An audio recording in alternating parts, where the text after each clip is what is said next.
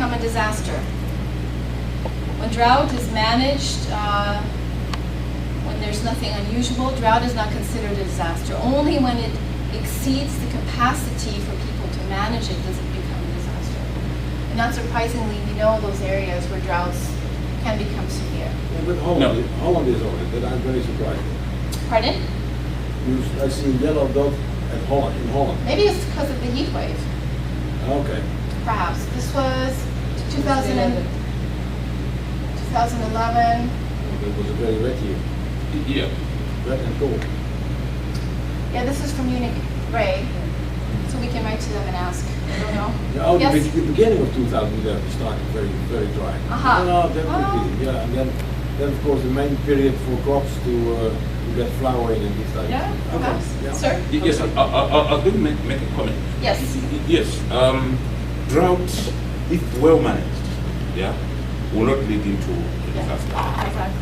Now, when it's being managed, you are addressing the challenges that human beings are facing, but you are not addressing the challenges that wildlife is facing.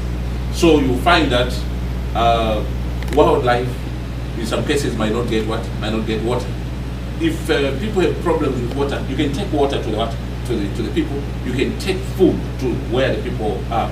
But wildlife, and in some cases, livestock just that picture that you showed in the whole of Africa. Livestock will just die like that. Well, but cases when we were kids, we used to hear stories that for 2 years it has never rained. So how can people survive? But then we saw in the 80s where for 1.5 years or 2 years no rain. Yeah. You are driving along, you just find animals are dead.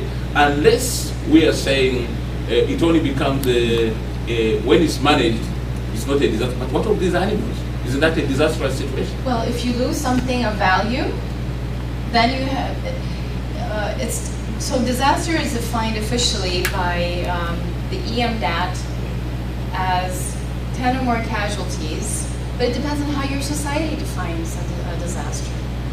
If 1 or 2 animals die for family, it could be a disaster if they only have 5 cows. But it's not a disaster for the country. No. So disaster can be quite, I would say, subjective. For your family, it's a disaster if 1 cow dies if you only have 2, but not for the entire country. But if you have 10,000 animals that die, then it can be, I don't know the limit. So that's why disaster is really can be subjective. Okay? So if something of value is lost, though, that is also, that's potential risk. Right?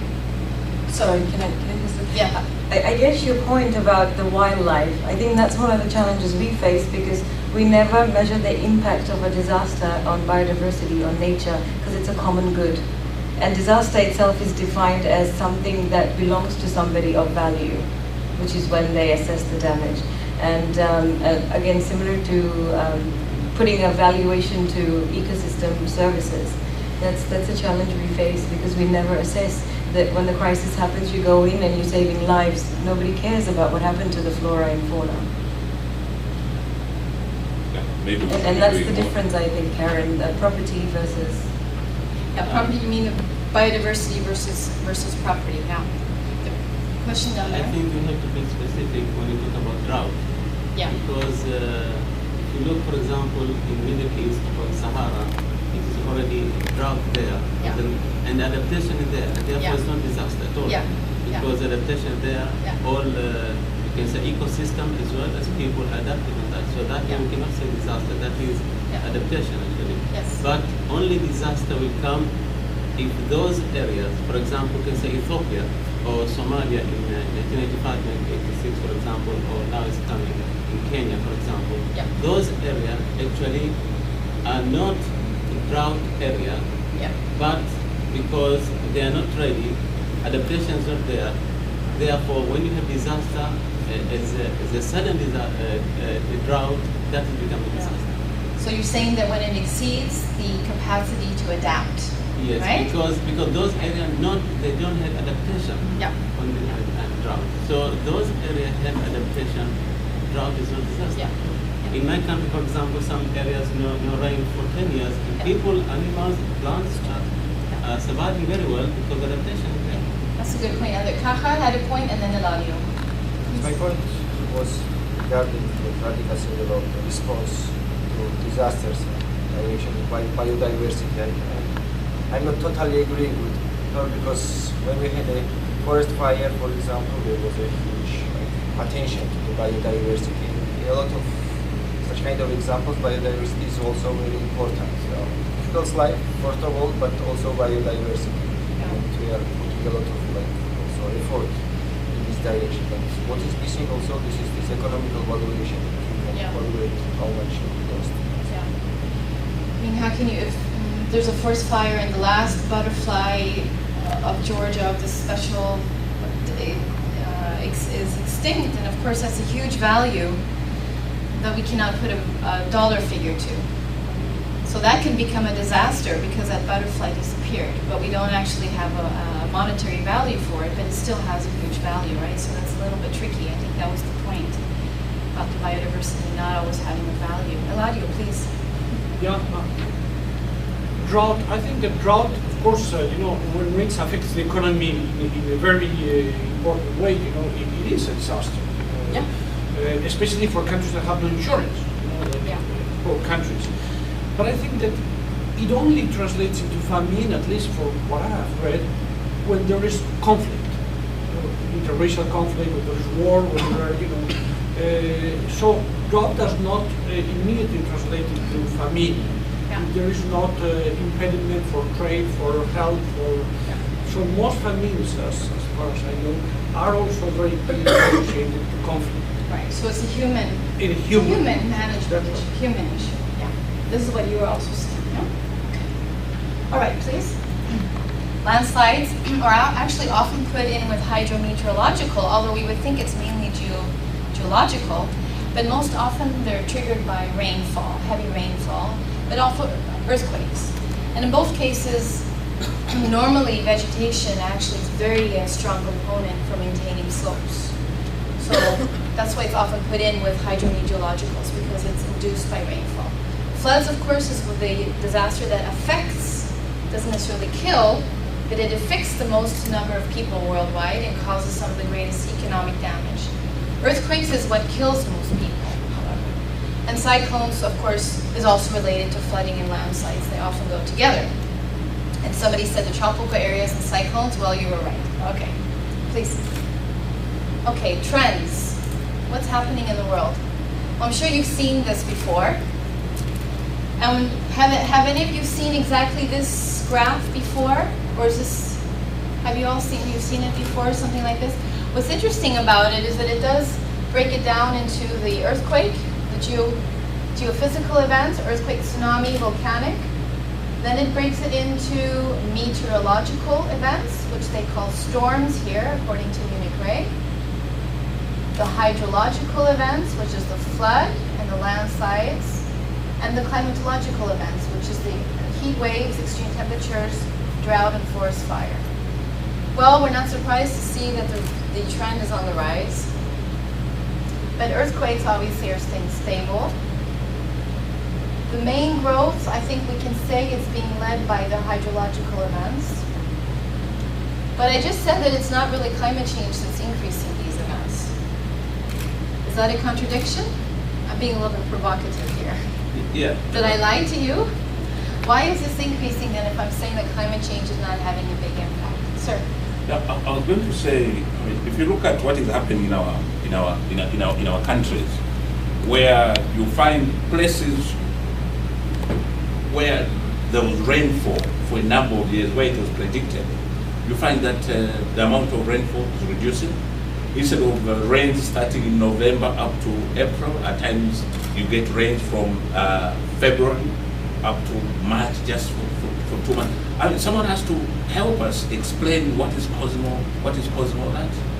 Because if one, and you see, if us who come from traditional setups, there when a person dies, it's not what has killed that person, but who has bewitched that person. So we are also saying, look, these trends, what is causing that? Someone has to give us some kind of a reason that we can hang on to.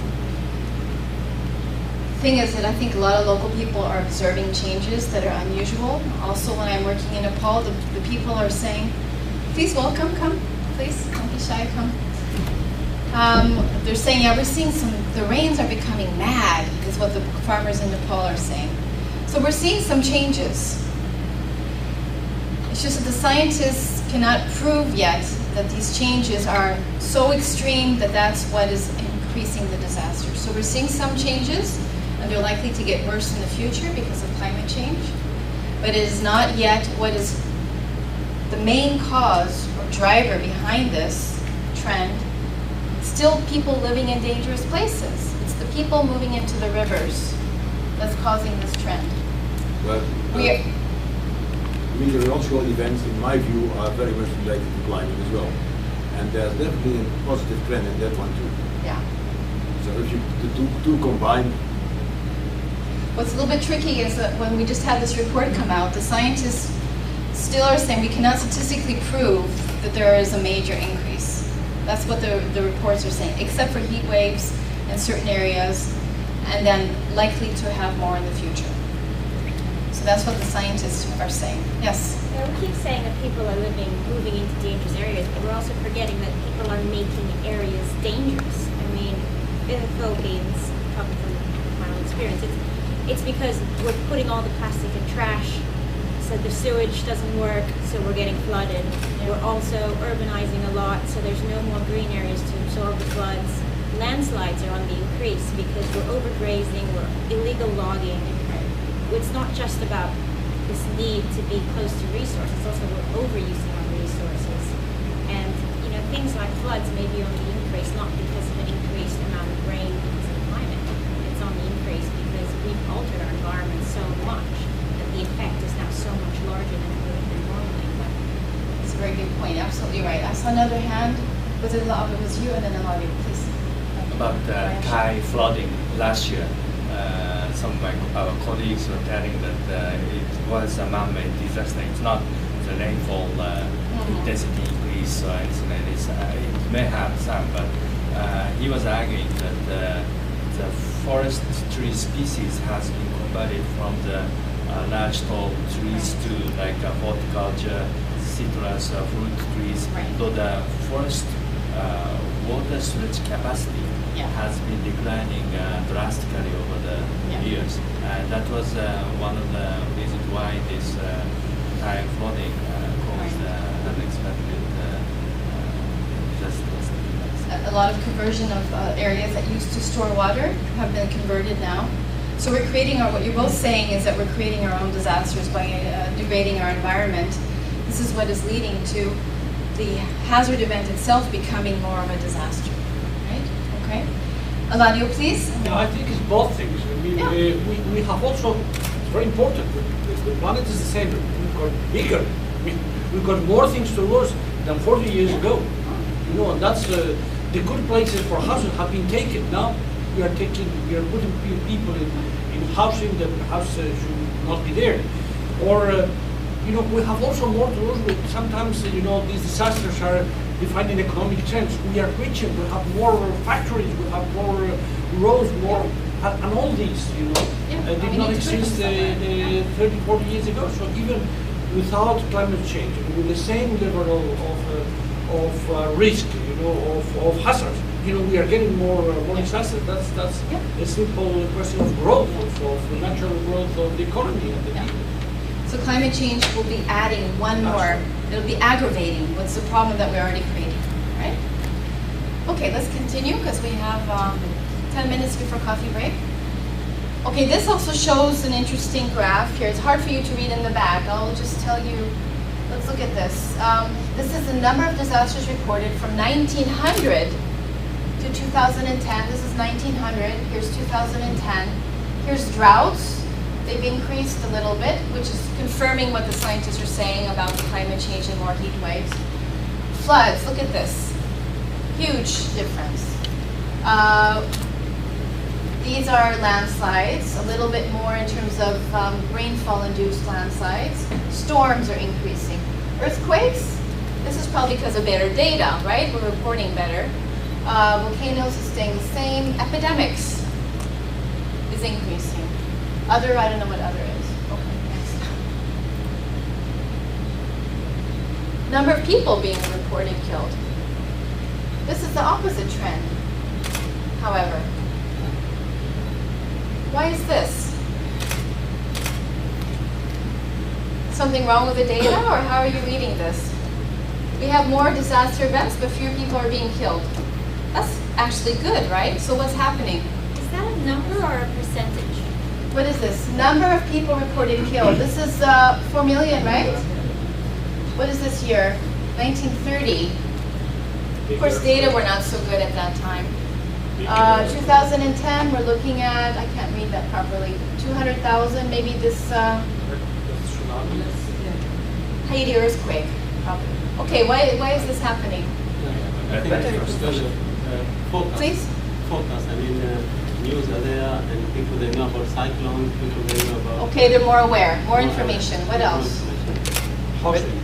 Housing is better, yeah? More infrastructure. Better. Okay, better built houses. Medicine's better. Medicine's better. We can make the mitigation. Mitigation better, okay? Just the whole better management of the entire Of the disaster event itself, okay? So we're getting people out, we're responding better, there's better early warning. So the short, quick stuff seems to be we're doing better at, but we're not very good at the planning, the long-term, the environmental degradation. The long-term things we're not as good at. I think this is what we're seeing, right? So we've been good at the orange guys and the guys in the orange suits going out to save people. That's what we're getting better at, okay? Please. Okay, economic costs, however, are going up. That's because of the people living in we also have people living in really nice houses overlooking cliffs, right, in California. So they want to live there, and when their house goes, they've got nice insurance, and okay. So that's why also people living in Florida, where they shouldn't be living, and that's why these economic costs are low. Please. Okay, I probably don't want to, this is just another slide that if you maybe one day teach this to your people in your country, you can get into more detail on some of these, but this is to show that this event alone in Japan cost over 210 billion US dollars. Look at Chile, and where's Haiti then? Haiti is not, you see Haiti there? No. It also depends on who's insured and how much the buildings cost. In Japan, they cost a lot more than they do in Haiti. So then it also depends on the economic level of the country for reporting and for insurance and so forth. Okay, please. Are these figures including the money spent on helping the people out after the disaster? No, I think it's just the loss, it's just the destruction. I think we can skip this one. Okay. All right, now let me just spend a little bit of time to look at this graph instead. Okay, risk. Remember we saw them in the very beginning? Risk was the hazard, the exposure, and the vulnerability put together. This is the percent change worldwide from 1980 to 2010, as reported by the UNISDR Global Assessment Report. What is risk doing? Well, it's still increasing, but it's kind of tapering off. Flood risk only. It's being led by exposure, the guys living in the river. But actually vulnerability is decreasing somewhat as compared to 1980 because of economic development. Well, there's a little bit of a trade-off. Economic development, well, we're building more houses on the rivers. So vulnerability is decreasing a little bit, but exposure is increasing. That's what's leading risk. This is Southeast Asia. What do we see here? Risk is still increasing, a little bit tapering off here. What's leading it? Exposure. Vulnerability is tapering off quite substantially in South Asia. Okay? Please next slide, because of economic development. This is pretty much the same slide. I don't want to skip that one. Okay, so now what are we talking about in terms of actions and actors? Who's doing what? Okay? Okay, we talked about UNISDR. We have two main groups that are quite distinct. It's the post-disaster agencies. Civil protection has traditionally been the way of doing disaster management. It's only after the fact, traditionally. Civil protection, humanitarian agencies, disaster management agencies. More and more, however, fortunately, we're getting more into prevention, which takes longer time and is a little bit trickier for a politician to say that we're investing in prevention, because you can't really show your return on investment as well. That's more long-term. It's the development agencies, planning ministries, disaster management agencies are also starting to do that, scientific bodies, at all these different scales. Next. Okay, this is the most important policy framework in the field of disaster risk reduction. Just to mention it briefly. It's the Hyogo Framework for Action from 2005 to 2015. The goal is to build the resilience of nations and communities to disasters, and they have 5 priority areas. Institutions, monitoring, communicating risks. This is where you all said that we've gotten much better at. Improving the education and awareness and culture of safety. I guess we've been getting better at that since more people are aware of risks. Addressing the underlying risks. This is the tricky one. This is where ecosystem management comes in. This is land use planning. This is the environmental degradation. This has made the least progress and is the most difficult to address.